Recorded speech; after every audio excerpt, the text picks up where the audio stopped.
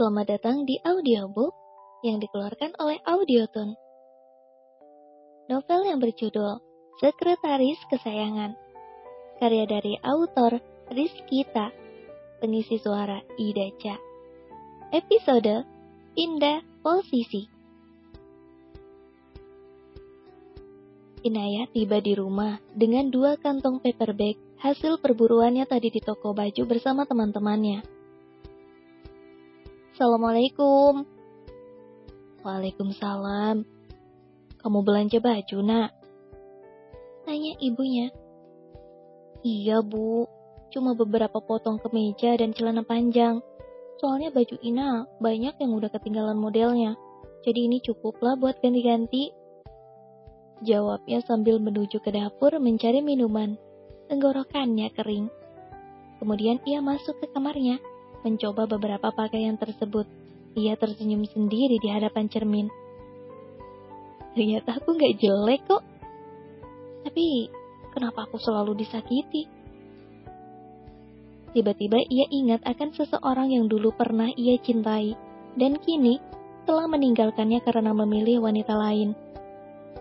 Ina, sekarang saatnya menatap masa depan. Jangan lihat masa lalu. Ingat, tujuan kamu adalah menjadi sukses. Bahagiakan kedua orang tuamu. Inayah terus bergumam dalam hatinya. Keesokan harinya, Inayah bangun sangat awal. Ia pergi menuju dapur untuk menyiapkan sarapan untuk dirinya dan kedua orang tuanya. Inayah merupakan seorang anak tunggal. Ia hidup dengan orang tua yang sederhana, tidak kekurangan namun selalu mencukupi kebutuhannya. Ayahnya adalah seorang pensiunan pegawai negeri sipil, sedangkan ibunya merupakan seorang guru yang masih aktif bekerja, namun hanya beberapa tahun lagi kemudian pensiun. Ayah, Ibu, ini sarapannya sudah siap, katanya sambil menyajikan makanan di meja makan. Wah, tumben kamu rajin sekali. Yaudah, ibu yang bikin teh dan kopi untuk ayah, jawab ibunya. Iya, Bu. Mulai hari ini, Inayah yang akan menyiapkan sarapan ya? Jawabnya dengan senyum sumringah. Inayah melirik ke arah jam dinding. Masih pukul 6.30, pikirnya. Masih sempat, sarapan di rumah aja deh. Mereka berduduk bertiga. Inayah, ibu, dan ayahnya. Mereka menikmati masakan Inayah. Melihat ayah dan ibunya begitu menikmati makanan itu, Inayah tersenyum kecil. Sesampainya di kantor, Inayah melangkah maju menuju lift. Gadis itu sedang asik melihat ponselnya sambil berjalan pelan. Tiba-tiba, ia menabrak seseorang. Seorang pria bertubuh tinggi dan tegap, mengenakan sweater rajut dan celana jeans biru. Wajahnya cukup tampan. Inayah segera meminta maaf karena kesalahannya yang berjalan tidak melihat ke depan. Maaf mas, saya nggak sengaja, ucapnya dengan hati-hati karena melihat ekspresi pria itu sangatlah tidak ramah. Makanya, kalau lagi jalan lihat ke depan, bukan lihat ke HP. Ucapnya kemudian langsung berjalan menuju lift. Begitu juga Inayah yang juga berjalan mengikutinya menuju lift. Saat hendak masuk ke dalam lift, kamu ngikutin saya? Pria itu mengerutkan dahi. Enggak mas, maaf, saya mau ke lantai 5, ucapnya. Kemudian hendak memencet tombol angka 5 pada lift, dan bersamaan dengan pria itu kemudian jari mereka bersentuhan. Kamu sengaja? Ucapnya lagi. Masih pagi, kenapa udah ada kejadian seperti ini? Inayah tidak menjawab pria itu. Ia bengong. Mengapa pagi-pagi begini nasibnya seperti ini? Kenapa nggak jawab? Emang sengaja kan? Supaya bisa menyentuh tangan saya? Ucapnya lagi, membuat Inayah gemetaran geram, menahan emosinya. Mas, kenapa Anda narsis sekali? Untuk apa saya sengaja menyentuh Anda? Itu sama sekali tidak ada untungnya buat saya. Paham? Inayah tak bisa lagi menahan emosinya karena pria itu terlalu narsis. Meski dengan lutut yang gemetaran, akhirnya ia bisa menumpahkan emosinya. Pria itu hanya diam dan tak menanggapi apapun yang dikatakan Inaya barusan. Kemudian mereka tiba di lantai 5. "Tenang, udah di lantai 5 nih," ucap pria itu sambil membuat gerakan tangan mengusir Inayah keluar dari lift dan bersandar dengan menyilangkan kaki. Inayah melirik sedikit saat lelaki itu mulai memencet lagi tombol lift menuju lantai 8. Artinya, ia akan ke lantai tertinggi di gedung ini. Siapa dia? Kenapa berbuat seenaknya? Lalu ngapain juga dia menuju ke lantai paling atas? Bodo amat. Emangnya aku peduli? Gak bakalan ketemu lagi sama dia. Inayah berjalan cepat menuju ruangannya. Sesampainya di ruangan, belum sempat ia duduk di kursinya. "Kamu," dipanggil Buria, kepala HRD. "Ke ruangannya, sekarang, gak pakai lama," ucap Cynthia. "Iya, Mbak." Inayah menghela nafas panjang. Apalagi ini? Kesalahan apa yang sudah kuperbuat sampai dipanggil sama kepala HRD? Inayah melangkah lagi keluar ruangan, menuju lift untuk ke lantai 2 di mana ruangan HRD itu berada.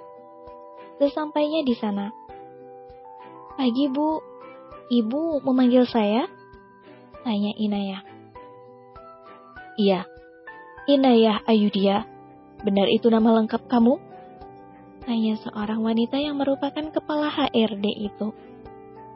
"Iya, benar, Bu," jawabnya pelan. "Silahkan duduk, Inayah." Inayah pun duduk di hadapan Buria dengan penuh tanda tanya.